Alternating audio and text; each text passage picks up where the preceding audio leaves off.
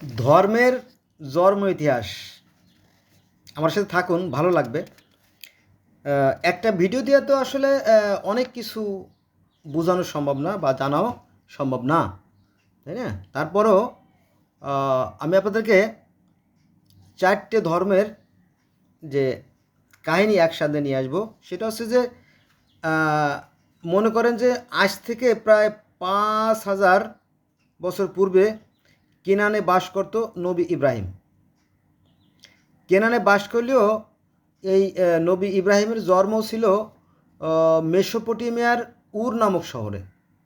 Mesopotamia বলতে আপনার বর্তমানে যে ইরাক, এই ইরাকের পূর্ব নাম হচ্ছে মেসোপটেমিয়া। তো সেই মেসোপটেমিয়ার উর নামক যে শহর, সেই শহরে এই ইব্রাহিম নবীর জন্ম। তো ইব্রাহিম নবী ছিল গোটা পৃথিবীর একজন বাদশাহ, সুলতান, সম্রাট, যাই বলেন, বা নবী। হ্যাঁ, এক একজনে এক এক রকমের বলে। হিন্দুরা বলে প্রহ্লাদ মহাজন, আমরা বলি ইব্রাহিম, ইহুদি খ্রিস্টান বলে আব্রাহাম, বাদশাহ আব্রাহাম। এভাবে আর কি এক একজনে এক এক নামে ডাকলে ও কিন্তু একই ব্যক্তি, একই কাহিনী, একই ইতিহাস। যাক, তো ইনি ছিলেন গোটা পৃথিবীর একজন সুলতান, বাদশাহ। তো ইনার সময় থেকে পৃথিবীতে এক বৈপ্লবিক পরিবর্তন সাধন হয়। এ বিষয়ে বলতে গেলে কিছুটা উদাহরণ দিতে হয়। সেটা হচ্ছে যে আপনারা জানেন যে প্রায় 600 বছর ধরে মুসলমানরা 4টে মাযহাব, শাফিঈ, মালিকি, হাম্বলি, হানাফি, 4টে মাযহাবে 4ভাবে এই মক্কায় নামাজ পড়তো। পরে বর্তমানে ওহাবিরা যখন ক্ষমতা আসে, তখন তারা এই এক জামাতে নামাজ পড়ার পদ্ধতি চালু করে। ঠিক ওরকমটি এখানে বলতে হবে যে এই ইব্রাহিম থেকেই মূলত বিভিন্ন ধর্মের সৃষ্টি। আর এই ইব্রাহিম খুবই প্রভাবশালী মানে বাদশা ছিলেন, রাজা ছিলেন। তিনি বলেন, দেখো এই যে চন্দ্র, সূর্য, গ্রহ, নক্ষত্র, দিন রাত, জোয়ার বাটা, সকাল সন্ধ্যা, ঋতু পরিবর্তন, হ্যাঁ, এই যে গোটা পৃথিবী, হ্যাঁ, একটা পরিবর্তন হচ্ছে, এর পিছনে নিঃসন্দেহে একটা শক্তি আছে। হ্যাঁ, তোমরা এই মূর্তি পূজা বাদ দাও, এগুলো অমূলক, এদের কোনো ক্ষমতা নাই, এদের কোনো শক্তি নাই। তখন থেকে পৃথিবীতে একটা পরিবর্তন সাধন হয়। তো কিছু কিছু লোক ইব্রাহিম নবীর কথা মানল। ইব্রাহিম নবীর কথা যারা মানল, তাদের মধ্যে আছে আপনার যেমন এই ইব্রাহিমকে হিন্দুরা বলে প্রহ্লাদ মহাজন। এই প্রহ্লাদ মহাজন দিবারাত শুধুমাত্র হরি হরি বলতো। এই হরি শব্দের অর্থ কিন্তু মুসলমানরা জানে না, অথচ এই হরি শব্দের অর্থ নিরাকার ঈশ্বর বা আল্লাহ। এ কথা জানে না তারা। আবার বেদে পড়লে দেখবেন যে বেদে ঈশ্বর নিরাকার, বেদে ঈশ্বর জ্যোতিময়, বেদে ঈশ্বর অশরীরী এবং বেদে ঈশ্বর জন্ম মৃত রহিত।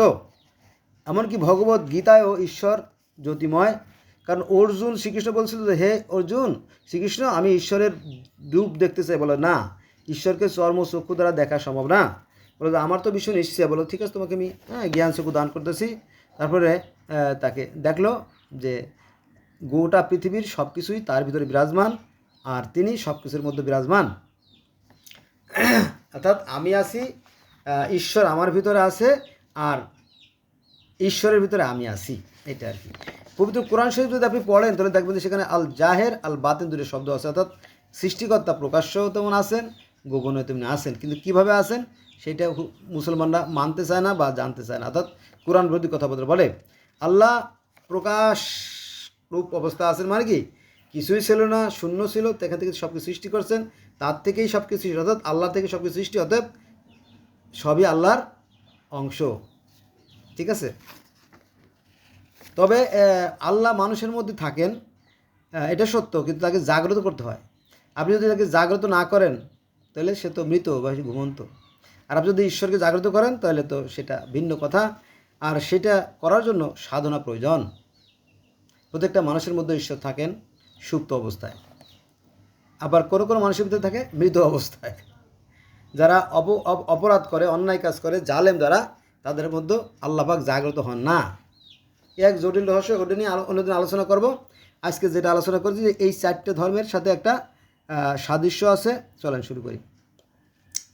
তো আজ থেকে 5,000 বছর আগে কেনানের যে নবী ইব্রাহিম বাস করত, তো তার দুই ছিল স্ত্রী, একজন ছিল রাহেলা আর একজন ছিল হাজেরা।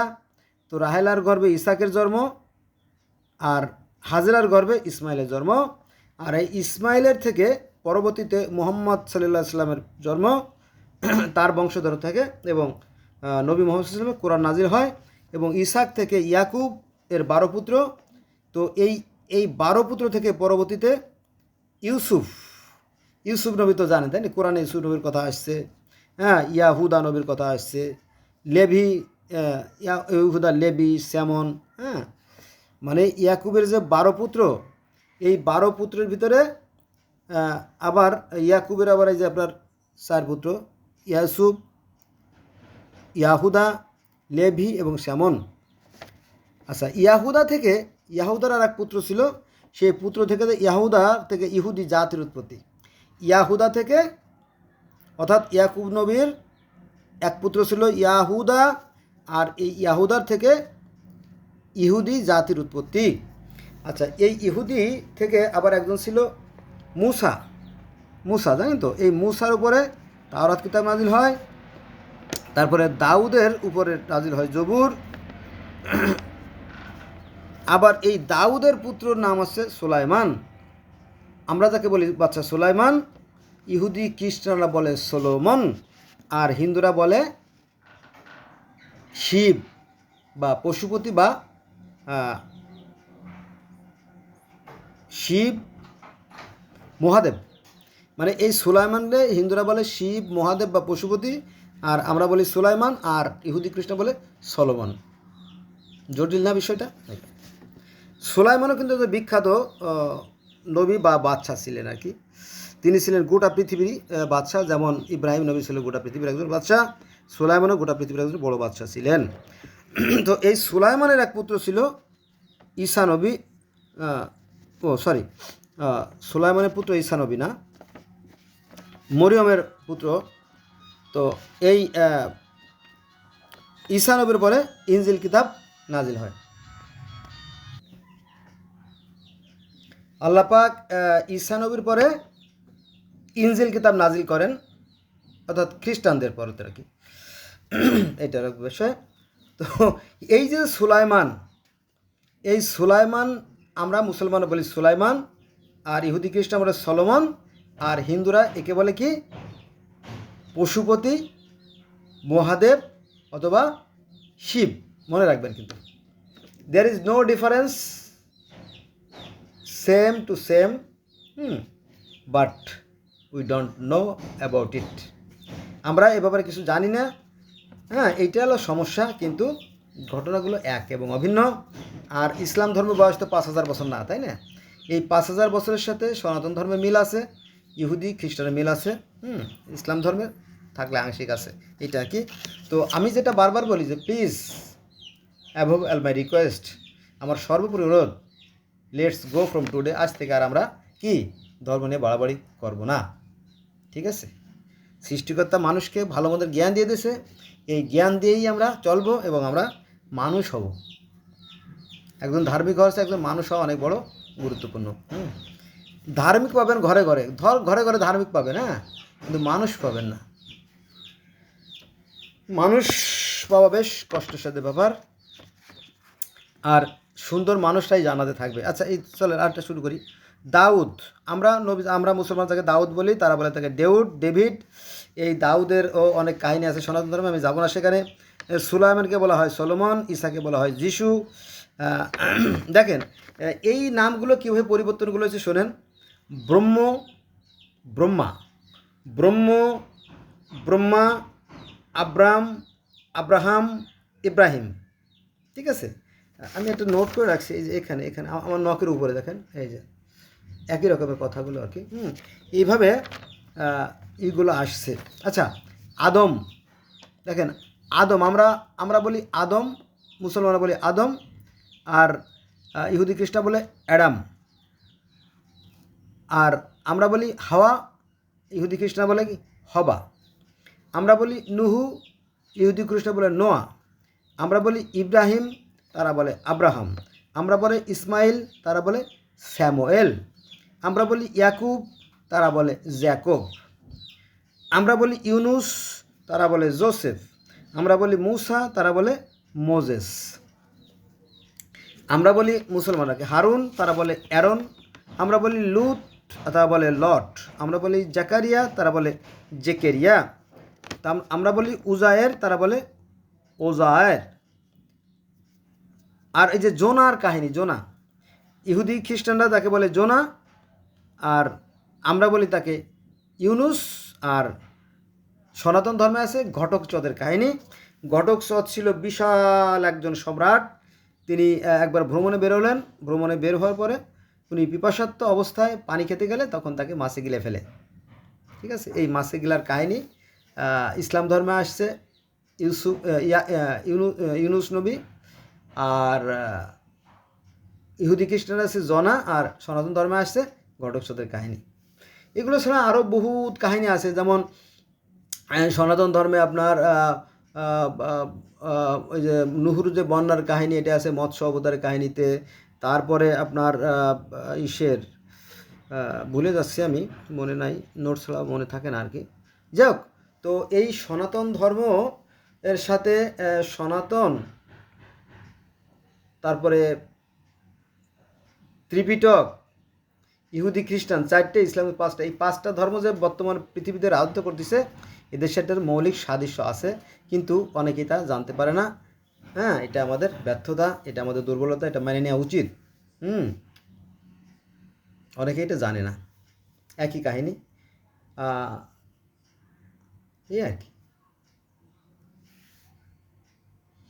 একটা বিষয় বলি, আপনারা মাইন্ড করবেন। হ্যাঁ, মনে করেন যে এই যে খ্রিস্টান এবং ইহুদিরা বলে যে এই বাইবেল থেকে নকল করে কোরআন তৈরি করা হয়েছে, কারণ বাইবেলে যে সমস্ত নবীদের কথা বলা আছে, কোরআনে সেই সমস্ত নবীর কথা বলা আছে। এখন এই কোরআন থেকে যদি আমরা সেই নবীদের কথা বাদ দিয়ে দেই, তাহলে কোরআনটা আমাদের হাতছাড়া হয়ে যাবে। এক, তারপরে এই যে মক্কেশ্বর মন্দির বা মক্কা ঘর আমাদের, এই মক্কা ঘরটা মূলত হিন্দুদের জায়গা। এই জায়গাটা প্রকৃত অর্থে হিন্দুদের জায়গা, অর্থাৎ প্যাগানদের জায়গা। তারাই এখানে এই স্থানটা তৈরি করে, স্থাপত্য তৈরি করে, এবং সেখানে 360টা মূর্তি ছিল। পরে অবশ্য মুসলমানরা যখন ক্ষমতায় গেছে তখন এই মূর্তিগুলো সরাই ফেলানো হয়েছে, তাই না? এখন এই জায়গাটা যদি হিন্দুরা প্রভাবশালী হয় এবং এটা দখল করে নিয়ে যায়, তাহলে কিন্তু এটাও হাতছাড়া হয়ে গেলো। তার মানে কি, বা ইহুদি এবং খ্রিস্টানরা যদি তাদের নবীদের নামগুলো কোরআন থেকে মুছে দেয়, তাহলে কোরআনটা হাতছাড়া হয়ে যাবে। আর যদি এই মক্কা ঘরটা হিন্দুরা যদি তাদের আবার সত্যিকার অর্থে ফিরে নিয়ে যায়, এই জায়গাটা আমাদের, আমরাই এখানে আমাদের মক্কেশ্বর মন্দির ছিল, তাহলে কিন্তু কিছু করার থাকবে না। আর জেরুজালেম যে মসজিদটা, এটা তো আজ থেকে 5000 বছর আগের কাহিনী, তাই না? সেই সুলাইমান বলেন আর ইব্রাহিম বলেন, তারা এটা তৈরি করেছিল। এটা মূলত ছিল একটা সংসদ ভবন। তো এটা তো আমাদের তৈরি না, তাই না? ইসলাম ধর্মের জন্ম তো হয়েছে মাত্র 1400 বছর আগে। এখন এই জেরুজালেম তো আসলে মসজিদ না, এটা হচ্ছে টেম্পল মাউন্ট, এটা হচ্ছে ইহুদিদের উপাসনালয়, তাই না? এখন মক্কা নিয়ে গেল হিন্দুরা, আর জেরুজালেমের মসজিদ নিয়ে গেল মনে করো ইহুদিরা, আর কোরআন নিয়ে গেল খ্রিস্টানরা, তাহলে মুসলমানদের হাতে কিন্তু শূন্য। বোঝা গেছে? কারণ ইসলাম ধর্মটা আসছে পিছে আইসে, তো মানে সর্বশেষ আইসে তো বলা যায় না যে আমার বয়স সবচেয়ে বেশি, বলা যায় না। ওই মারফতি কেরামতি দিয়ে তো লাভ নাই। যা সত্য তা সত্য, চিরকাল সত্য, যা মিথ্যে তা চিরকালই মিথ্যে। ঠিক আছে, এটা মেনে নেওয়া উচিত। আর একটা অপশন আছে, মনে করেন যে আমরা মুসলমানরা দাবি করি যে ইমাম মাহদি আসবে, 1 নম্বরে ইমাম মাহদি আসবে, 2 নম্বরে খরদরজাল আসবে, দাব্বাতুল আরদ আসবে, তারপরে ঈসা নবী আসবে, আবার এটা হলো খ্রিস্টানদেরও দাবি যে ঈসা নবী আসবে। তার ইহুদিরা বলে যে ইরা আসবে, দাজ্জাল আসবে, আর হিন্দুরা বলে যে এরা কলকি অবতার আসবে। হ্যাঁ, তারপরে যারা আছে আহমদ মুসলিম জামাত, তাদের দাবি ইমাম মাহদি আইসে গেছে। হ্যাঁ, এরকম আরও অনেক ধর্মে আরও অপশন রয়ে গেছে। আমি যেহেতু ওই বিষয়ে আজকে আলোচনা করতেছি না, ওই নোটটা আমি এখন বের করতে পারবো না, সময় নাই, আমি এখন বেরিয়ে যাব। আমার ভুল ত্রুটিগুলো ক্ষমা সুন্দর দৃষ্টি থাকবেন, যদিও আমি কথাগুলো বাড়াই বলি, কারণ জানেন তো, তবে দলিল ছাড়া আমি কোনো কথা বলি না। একটু চিন্তিত করে দেখবেন যে আমি কি ভুল বললাম কিনা, তাই না? এটা আমার কথা না, যারা বিশেষজ্ঞ তারা বলতেছে যে পার্সি ধর্মে এই নামাজ, পার্সি ধর্মে রোজা, পার্সি ধর্মে অজু, পার্সি ধর্মে মিরাজ, হ্যাঁ, পার্সি ধর্মে সব আছে। এই পার্সি ধর্ম থেকেই পরবর্তীতে ইহুদি ধর্ম, খ্রিস্টান ধর্ম এবং ইসলাম ধর্মের জন্ম। আর ওদিকে সনাতন ধর্ম তো আছেই। এই সনাতন ধর্ম, ইহুদি ধর্ম, খ্রিস্টান ধর্ম, পার্সি ধর্ম, মিশরি ধর্ম, হ্যাঁ, গ্রিক ধর্ম, সব ধর্মের সাথে একটা মৌলিক সাদৃশ্য আছে যদি আপনারা দেখতেন। আমি দেখছি, দীর্ঘদিন ধরে সাধনা করে দেখছি। আপনাদের যদি কোনো প্রশ্ন থাকে আপনারা কমেন্টসে লিখবেন, আমি উত্তর দেওয়ার চেষ্টা করব। ধন্যবাদ সবাইকে।